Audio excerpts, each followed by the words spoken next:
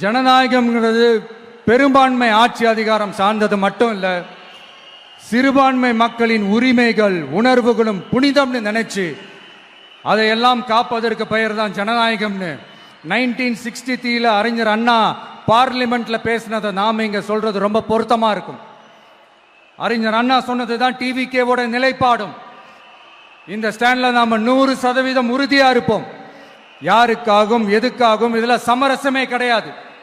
மதச்சார்பற்ற சமூக நீதி தன்மை தான் நம்ம அடிப்படை கொள்கைகள் ஒன்று. அதில் எந்த மாற்றமும் எப்பவும் கிடையாது. ஆனா 1993 அண்ணா மதசார்பற்ற அதெல்லாம் ரைட்டு. திடீர்னு ஒன்று பேசுகிற கொஞ்ச நேரத்துக்கு முன்னாடி தான் இந்த எலெக்ஷன் வந்து இவங்களுக்கான எலெக்ஷனே இல்லை, இது வந்து ஸ்டேட்டுக்கான எலெக்ஷனு, ஏன் பாஜகவை எதிர்க்கணும் அப்படி இப்படிலாம் பேசின தற்கூரி மாதிரி பேசிட்டு இன்னைக்கு இப்படி பேசிக்கிட்டு இருக்கிறியேண்ணே.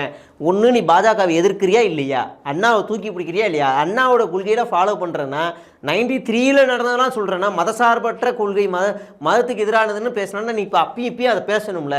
ஏன் நீ பேச மாட்டேற, என்ன ஏன் உருட்டுற? இங்க சில அரசியல் கட்சிகளும் சில அரசியல் தலைவர்களும் ஒரு சில நேரங்களில் அமைதியா இருந்தாலே போதும், ஒரு பிரச்சனையும் வராது. சில கட்சிகள் அமைதியா இருந்தாலே போதுமா? நீ எப்பவுமே அமைதியா தானே இருக்க, எந்த பிரச்சனைக்கும் வாயை திறந்திருக்க, நீ எப்பவுமே அமைதியா தான் இருக்கிற தற்குறி. நிறைய மலை கிராமங்கள்ல பஸ் வசதி இல்லை. மலை கிராமங்களில் பஸ் வசதி இல்லை. ஒரு விமர்சனமாக பார்த்தா போதிய பஸ் வசதி இல்லை அப்படிங்கிறது ஒரு சரியான விமர்சனம். கூடுதலான பஸ் வசதி இயக்கணும் அப்படிங்கிறது ஒரு நாகரிகமான ஒரு விமர்சனம். பஸ் வசதியே இல்லைன்னு சொல்கிறது அயோக்கியத்தனம்.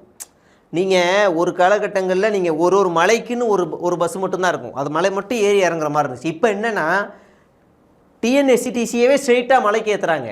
நீங்கள் ஊட்டிக்கோ இல்லை ஏலகிரிக்கோ இல்லை மற்ற இடங்களுக்கோ சின்ன சின்ன மலை ஏலகிரி ஆகட்டும் இல்லை ஜவ்வாது மலையாகட்டும் இல்லை நீங்கள் எந்த மலை சின்ன சின்ன மலைகள் எல்லா இடங்களுக்கும் ஏற்றுனீங்கன்னா ஸ்ட்ரெயிட்டாக டிஎன்எஸ்சிடிசி அது மகளிர் விடியல் பேருந்தாகவும் இயக்கப்படுது. அந்த அளவுக்கு பஸ்ஸுகள் இருக்குது. அதை கூடுதல் படுத்தணும். அது போதாதுன்னு சொல்கிறது நல்லது. ஆனால் இந்த மாதிரி ஆளுங்க எப்படி பேசுகிறாங்க பாருங்க.